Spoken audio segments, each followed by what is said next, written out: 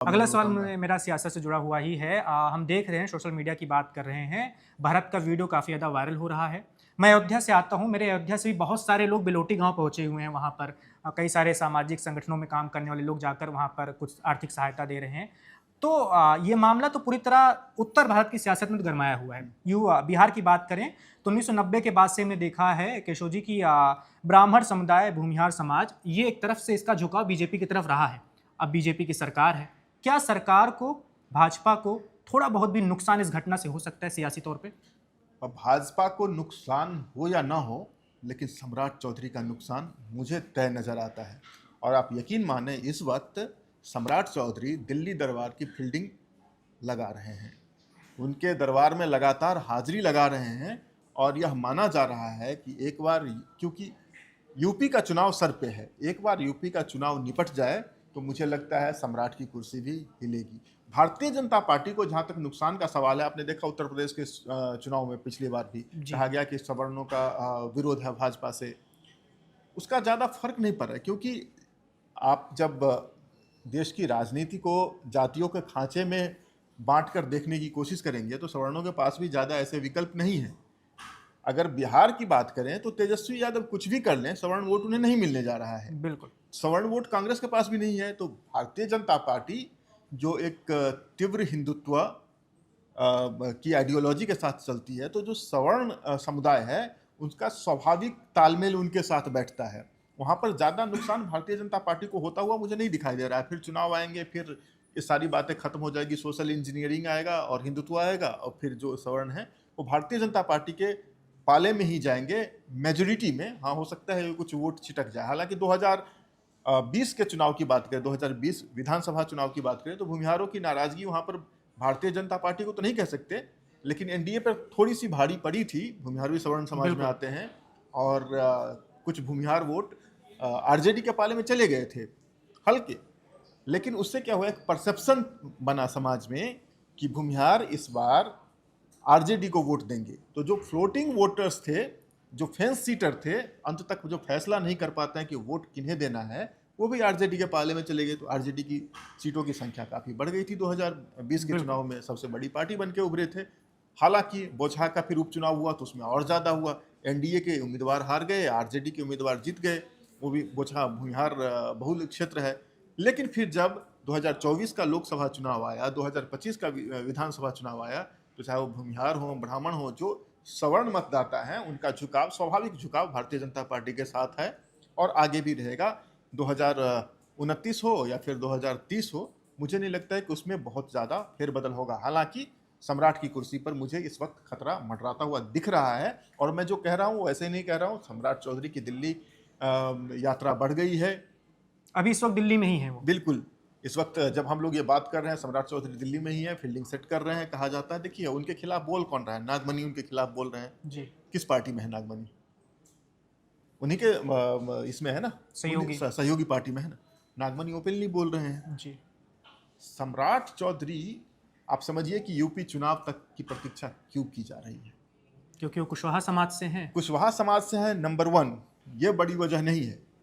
बड़ी वजह है कि सम्राट चौधरी अगर हटाए जाते हैं अभी, तो किस आरोप में हटाए जाएंगे? एनकाउंटर के आरोप में। बिल्कुल। और एनकाउंटर सबसे ज़्यादा कहाँ हो रहा है? यूपी में हो रहा है। एनकाउंटर और बुलडोजर पॉलिटिक्स के नाम पर अगर सम्राट चौधरी को हटाया जाएगा तो बीजेपी के अपने ही यूपी मॉडल पर प्रश्न चिन्ह खड़ा हो जाएगा। फिर चुनाव में कैसे इस मुद्दे को भुनाएंगे? इसीलिए सम्राट चौधरी को एक महीन राजनीति के तहत 3-4 महीने खींचने की तैयारी है। और एक बार जब यूपी चुनाव निपट जाए तो फिर सम्राट चौधरी को भी आहिस्ता से जगह लगा दिया जाएगा। इस बीच देखिए क्या क्या हो रहा है। सम्राट चौधरी के सितारे जिस तरह से थोड़े हल्के से डाउन दिख रहे हैं ना, उसी तरह से थोड़ा उभार नीतीश कुमार के सुपुत्र निशांत कुमार के राजनीतिक यात्रा में हो रहा है। बिल्कुल। एजेंसियां हायर की जा रही हैं, उनको सोशल मीडिया पर ज़्यादा विजिबिलिटी मिल रही है। उनके सलाहकार उनके साथ बैठ कर के रणनीति बना रहे हैं। अचानक से जो एक प्रायः शिथिल स्वास्थ्य मंत्री हुआ करते थे, सडनली पीएमसीएच में आते हैं, फुल एक्शन में दिखते हैं। पीएमसीएच के प्रिंसिपल जो उस वक्त ड्यूटी पर नहीं थे, उनको तो उनका ट्रांसफ़र कर दिया जाता है, उन पर कार्रवाई की बात होती है। उनका एक इमेज मेकओवर चल रहा है।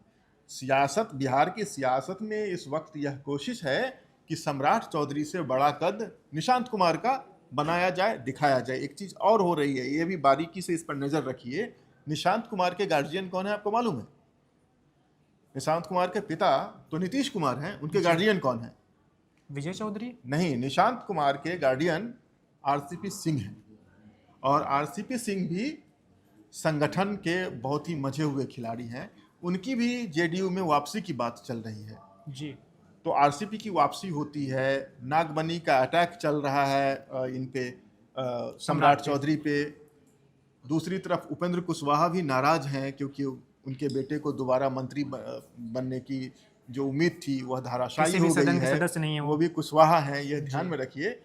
सब कुछ आप सारे इक्वेशन को अगर पेज पे रखेंगे तो आपको ये बात समझ में आ जाएगा कि सम्राट चौधरी के सितारे थोड़े अभी इस वक्त हिले हुए हैं। हालांकि ये राजनीति है, राजनीति कब क्या करवट लेगी यह कहना तो मुश्किल है, लेकिन जो अभी पृष्ठ पर दिखाई दे रहा है वो ये है कि भारतीय जनता पार्टी की सरकार पर तो खतरा नहीं है, सम्राट की कुर्सी पर खतरा है। बिल्कुल, आपने बिल्कुल सही बताया। और बिहार में बहुत सारे जो बीजेपी संघ से जुड़े पुराने लोग हैं, उनका मानना है कि सम्राट बीजेपी के सीएम भले हैं, लेकिन अपने लगते नहीं हैं वो, क्योंकि उनकी राजनीतिक जीवन यात्रा कई सारे दलों से होते हुए आई है। तो अभी वो पूरी तरह उनको अपना नहीं रहे बीजेपी के पुराने कार्यकर्ता। क्या ये सच है? ये बिल्कुल सच है, ये बिल्कुल सच है। आप देखिए कि सम्राट चौधरी मुख्यमंत्री बने कैसे।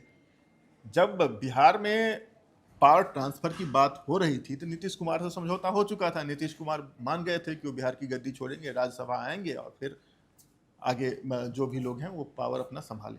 बिल्कुल। जब ये सारी चीजें हो रही थी, दिल्ली में मैराथन बैठक चल रही थी, उसमें बुलाए गए थे सम्राट चौधरी, क्योंकि वो स्टेट प्रेसिडेंट थे, भाजपा के प्रांतीय अध्यक्ष थे बिहार के, उनको बुलाया गया था। नितिन नवीन को बुलाया गया था। एक व्यक्ति को और बुलाया गया था, उस व्यक्ति का नाम है श्रेयसी सिंह। श्रेयसी सिंह जो दूसरी बार की विधायक और पहली बार की मंत्री थी बिहार सरकार में, उनको क्यों बुलाया गया था? और जब उनको बुलाया गया था, बातचीत यहाँ हो रही थी, श्रेयसी सिंह और नितिन नवीन दिल्ली में थे और सम्राट चौधरी उल्टे पांव पटना पहुंच गए थे। भारतीय जनता पार्टी की मीटिंग को छोड़कर सम्राट चौधरी नीतीश कुमार के जेडीयू की मीटिंग में चले गए और फिर वहां पर वही लवकुश समीकरण सामने आया। अब श्रेयसी सिंह राजपूत हैं, सवर्ण समुदाय से आती हैं। बिहार की सत्ता में पिछले 30 सालों से ओबीसी का राज है। कुछ दिनों के लिए जीतन राम मांझी रहे थे, लेकिन जीतन राम मांझी भी रबर स्टैंप मुख्यमंत्री ही थे। सत्ता तो मुख्यतः नीतीश कुमार के हाथ में थी। अब जब आप ये समझिए कि भारतीय जनता पार्टी की पसंद श्रेयसी सिंह थी, क्योंकि प्रेस कॉन्फ्रेंस में श्रेयसी सिंह से जब पूछा गया कि आप चीफ मिनिस्टर बनने वाली हैं, तो बड़े कॉन्फिडेंस के साथ और मुस्कुराहट के साथ उन्होंने कहा कि बस कुछ ही घंटों की बात है, आप वेट कर लीजिए, पता चल जाएगा। उन पर पुष्प वर्षा की गई। न नितिन नवीन ने उस बात का खंडन किया, न श्रेयसी सिंह ने खंडन किया। तो मुहर तो लग चुका था श्रेयसी सिंह के नाम पर, जैसा कि बताया जा रहा है। लेकिन सम्राट चौधरी भी भले भाजपा में नए हों, लेकिन राजनीति के धुरंधर हैं। उन्होंने तुरंत नीतीश कुमार के साथ सेटिंग बिठाई, लवकुश समीकरण की बात होने लगी और कहा जाने लगा कि भाई हम इतना मेहनत किए हैं, हमको मतलब कुशवाहा समुदाय को भी अपना हक मिलना चाहिए। देखिए ये लोग बात से पलट रहे हैं। फिर नीतीश कुमार अड़ गए थे। नीतीश कुमार का स्टेटमेंट देखिए, वो क्या कहते हैं कि बात तो ये होती है कि हम में से कोई बनेगा। हम में से कोई कौन? कुर्मी या कुशवाहा में से कोई बनेगा। तो फिर ये श्रेयसी सिंह कहाँ से आ रही है? तो सम्राट चौधरी मुख्यमंत्री बिहार में भाजपा के कोटे से जरूर हैं, लेकिन उनको मुख्यमंत्री बनवाने में नीतीश कुमार का वीटो है। नीतीश कुमार के वीटो से मुख्यमंत्री बने थे। कितने दिनों तक चलेगा यह कहा नहीं जा सकता, लेकिन जिस तरह की घटनाक्रम हो रहे हैं, जिस तरह सम्राट चौधरी की सरकार अपना इकबाल खो रही है, भारतीय जनता पार्टी का केंद्रीय नेतृत्व इस बात को लेकर बहुत वॉचफुल होगा। वो इस बात को देख रहे हैं, इसको इवेलुएट कर रहे हैं और मुझे लगता है कि यह समय सही नहीं है। अगर उनको अभी हटाते हैं कुर्सी से तो भारतीय जनता पार्टी का यूपी में जो बुलडोजर और एनकाउंटर मॉडल है वह क्वेश्चन के घेरे में आ जाएगा। इसीलिए भारतीय जनता पार्टी अभी इंतजार कर रही है। सरकार की सेहत पर कोई फर्क नहीं है बिल्कुल, लेकिन सम्राट चौधरी की कुर्सी देखना होगा मार्च के बाद रहती है या नहीं। बिल्कुल। सम्राट चौधरी देखते हैं इस एनकाउंटर वाले मामले से कैसे निपटते हैं, क्योंकि ये मामला बिहार की सियासत में छाया हुआ है। जैसा कि हमने बताया कि इसका क्या प्रभाव पड़ सकता है बिहार की सियासत पर और किस तरह जोड़ा जा रहा है भरत तिवारी इनकाउंटर को सवर्ण समाज के गुस्से से, वो जायज़ नहीं है, क्योंकि वो कई सारे और भी समाज के लोगों की हक की बात उठाते थे, जैसा कि केशव जी ने बताया कि दूसरे गांव के लोगों को भी बसाने का काम कर रहे थे। तो देखते हैं आगे क्या होता है। जो भी नई जानकारी, नया अपडेट सामने आएगा वो आपको लगातार वन इंडिया पर मिलता रहेगा। देश दुनिया की और तमाम खबरों को जानने के लिए आप देखते रहिए one India. Subscribe to One India and never miss an update. Download the One India app now.